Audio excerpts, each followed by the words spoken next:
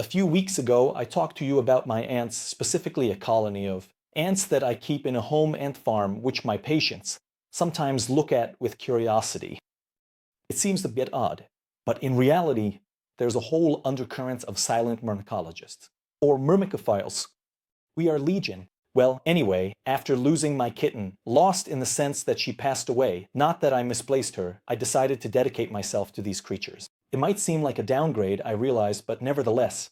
So it is, if you think so. Anyway, in the early days of this year, while I was there with my ants, I was reached, as I imagine. You were too, by the news, which was indeed very much overlooked by the Italian media, of sightings, of drones, and then other objects, defined as plasmoids of spheres of pulsating energy in the skies, skies that initially seemed to be only in the United States, then in many other parts of the world, including Italy.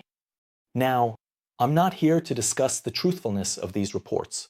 However, this situation made me and my ants think a lot about what, first of all, the living space, that is, for my ants, their world and their perception of it begin and end in the ant farm I bought for them. They have no way of perceiving a world outside of it, nor do they have the ability to hypothesize that a world outside of it exists. Nonetheless, this other world outside, which is actually the same one, in which the ants live, does exist. It's the one where we live, and in it, other living entities move around, like me, you, and so on. I don't come from another galaxy. I'm not even distant. I live in there, in the same dimension as them. Simply, the ants are not able to perceive me, or perhaps they do so intermittently and partially when I open the top hatch to feed them.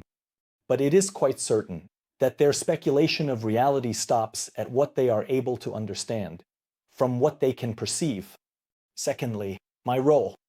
I am an entity that inhabits a world, different from theirs, but even though I am enormously stronger than them and have created their world and could destroy it in a second if I wanted to, I have no intention of doing so, nor do I plan to visit them, communicate with them.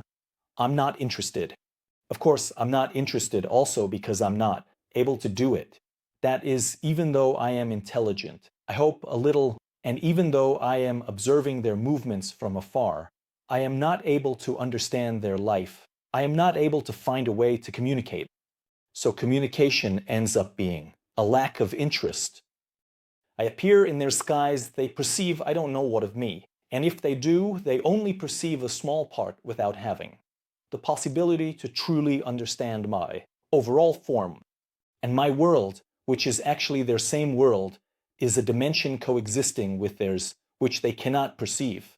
So I started to think that the topic of UFOs, of aliens, is completely misplaced, both for the reasons that might drive other creatures to interact, and regarding the fact that these journeys are actually made when, in reality, the perception of them might depend more on us, on our perceptual system, whether it is capable or not of perceiving them.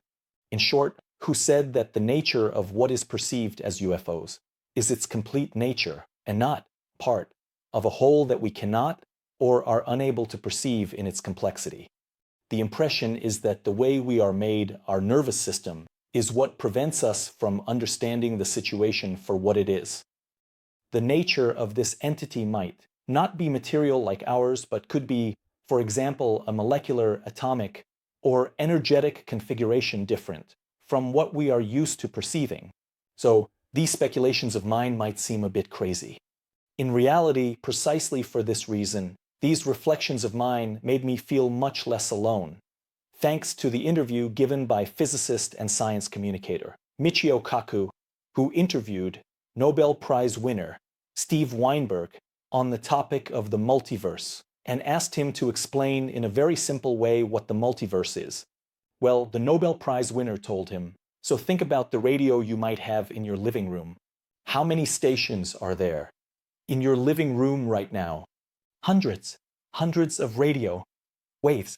But your radio, as a device, is tuned to a specific channel and receives one radio station at a time.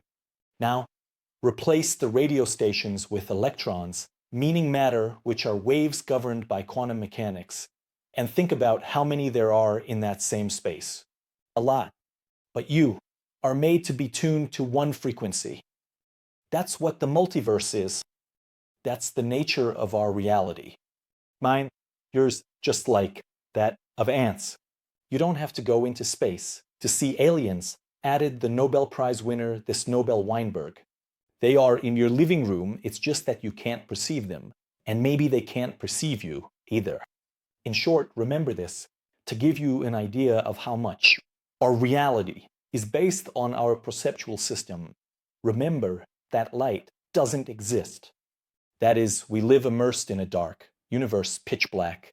But it so happens that our nervous system can convert the energy of photons, whether particles or waves, into an electrical frequency once the cones and rods in the retina are stimulated. And this electrical impulse is constructed in our brain into the features of the world we see. And since our nervous structure is practically the same for everyone, the way of perceiving human reality is shared and almost unique. And indeed, unlike other creatures, some frequencies escape our sight like infrared or ultraviolet. In any case, remember, it's just about frequencies or particles. Light, as we commonly understand it, when we turn on a light bulb, does not exist. And based on these premises, do you really think it's possible to see, or not see, in the common sense of the term alien entities? Greetings from my ants.